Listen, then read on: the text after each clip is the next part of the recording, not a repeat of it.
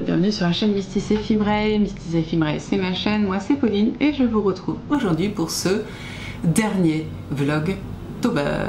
Voilà, c'est le dernier, on est le 31. Je suis venue vous voir tous les jours avec différents sujets pour vous occuper dans ces longs mois d'automne frileux et sombres, et voilà, pour rester près du feu et devant sa télé. Et du coup, bah voilà, on est sur le dernier. Et je vous propose de vous occuper encore un long moment. On est quel jour? On est jeudi. Et du coup, le jeudi, c'est lecture. Voilà. Donc, on va parler d'une série littéraire, pardon, j'ai bugué, que j'affectionne énormément et qui, je pense, peut très bien vous accompagner tout au long de l'automne et hiver, voire toute une année, hein. Ça dépend de la vitesse à laquelle vous lisez, mais il y a quelques tomes. Bien, pour celles qui n'ont pas encore deviné, nous allons parler de notre chère Lucy Maud Montgomery et de sa série Anne Opinion Vert. Voilà. Alors, je vous montre l'édition de Monsieur Toussaint Louverture. Oui, c'est ça. Qui est l'ouverture, excusez-moi, bugué, je savais bien qu'il y avait un truc qui allait pas. Monsieur Toussaint l'ouverture, qui sont des livres juste incroyablement beaux, avec toujours de très belles illustrations qui courent sur tout le livre, qui sont solides et qui brillent. Est-ce que vous voyez le qui brille? Vous avez vu, ça brille. Voilà. Le papier est mat. Non, mais l'édition est importante, hein. Oui, l'histoire est incroyable, mais l'édition est importante. Et voilà, donc on a, je n'ai pas compté, 8-9 tomes, je crois, qui existent. J'ai une petite préférence, mais bon, je vais déjà vous expliquer, et après je vous explique vous expliquer l'histoire, et après on parle de la préférence. On suit l'histoire d'une jeune orpheline, Anne, qui a vécu une dizaine d'années, un peu plus, 12 ans je crois, dans un orphelinat, et qui, au bout d'un certain temps, est envoyée comme aide au champ, comme on dit, aide agricole, ouvrier agricole, dans une ferme, la ferme des Pignons Verts, qui est dirigée par un frère et une sœur, qui sont déjà passablement vieux, hein, ils ont une bonne cinquantaine d'années, et qui du coup commencent à avoir besoin d'aide au champ, tout simplement. Sauf que le problème, c'est qu'ils avaient demandé à... vous savez, le bouche à oreille, c'est terrible. Ils ont demandé à quelqu'un de demander à l'orphelinat de ramener un enfant, en gros. Ils ont commandé un enfant, quoi. Et ils avaient commandé un garçon. Bah oui, un aide au champ, forcément, c'est un garçon. Enfin, je parle à l'époque, hein. Tant pour moi, hein. Voilà. Et ils se retrouvent avec Anne. Et c'est le frère qui va aller chercher à la gare Anne, et du coup elle a l'air tellement heureuse, tellement contente de enfin quitter l'orphelinat et d'être adoptée par des parents finalement, hein, qu'elle n'a jamais connus. Elle n'a jamais connu de famille.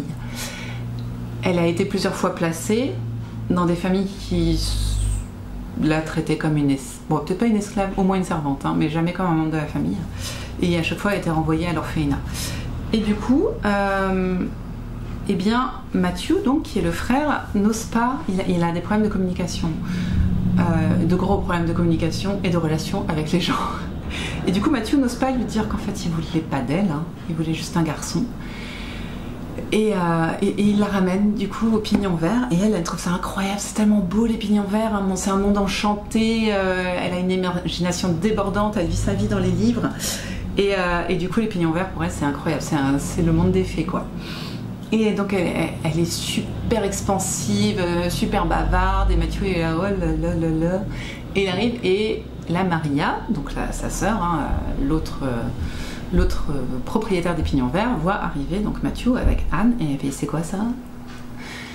Ça c'est l'orphelin qu'on adopte, dit Matthew. Et Matthew fait: bah non, en fait c'est une fille, c'est pas un garçon. On a besoin de quelqu'un au champ, on n'a pas besoin de quelqu'un dans la maison, on gère la maison, enfin voilà. Et du coup, Anne est un peu dépitée et elle pleure toute la nuit, je crois, et finalement il décide de la garder. Et elle se fait vraiment adopter, je veux dire, il y a l'adoption par papier, ou par achat, entre guillemets, hein, pardon de cette phrase. Et finalement, il y a l'adoption morale et pleine d'amour, et elle va bénéficier de la deuxième. Et donc cette série nous explique la vie d'Anne, littéralement, hein, de son départ au pignon vert jusqu'à... elle a trouvé le prince charmant et elle vit avec beaucoup d'enfants. Voilà. Et elle les élève, surtout. On ne s'arrête pas, ils sont mariés et ont beaucoup d'enfants. Ils les élèvent et ils changent de lieu d'habitation, tout ça. Enfin, il y a pas mal de trucs qui se passent, donc voilà. Pourquoi je vous parle de ça? Donc déjà parce que ça va vous occuper un petit peu, hein, parce que là je les ai pas tous. Ils font tous la même taille, c'est terrible. Donc ça va vous occuper un bon moment. Auprès du feu, c'est toujours sympa. Ils sont tous magnifiques, hein. Je peux vous montrer. Voilà, là. Ah, magnifique. On est où? Sa maison de rêve. Magnifique. Là, un thème un peu plus hivernal, avec Windy Willow. Là, on est à Redmond, plus printanier, hein. Et on est à Avonlea, on est toujours là, on arrive sur le printemps, mais on est toujours un peu dans l'automne. Voilà, et je les ai pas tous. Qu'est-ce que je disais d'autre? Je suis perdue.